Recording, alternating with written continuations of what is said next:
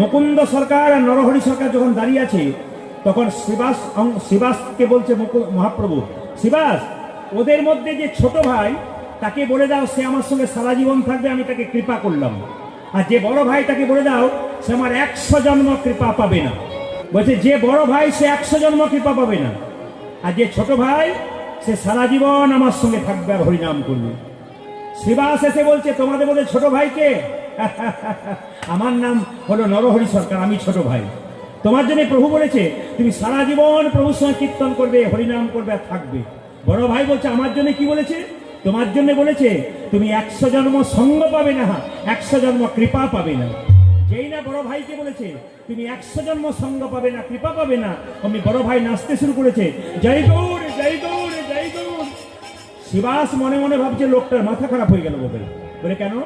মহাপ্রভু বললে 100 জন্ম কৃপা হবে না, এই জন্য হয়তো সে জয় গৌর বলে নাচছে পাগলের মতো। সঙ্গে সঙ্গে শিবাস মুকুন্দকে বলছে, মুকুন্দ, এই আমাকে যদি বলতো না যে তুমি 100 জন্ম কৃপা পাবে না, আমি তো 20কে আত্মহত্যা করে দিলাম।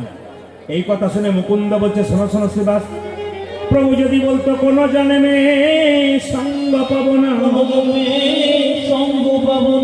তাহলে না হয় আমি 20 খেয়ে আত্মহত্যা করে দিতাম।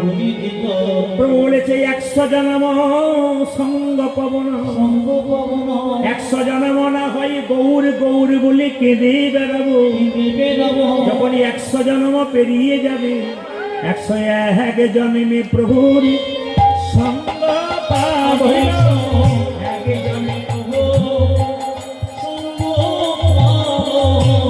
জন্মে প্রভুর সঙ্গ পাবো।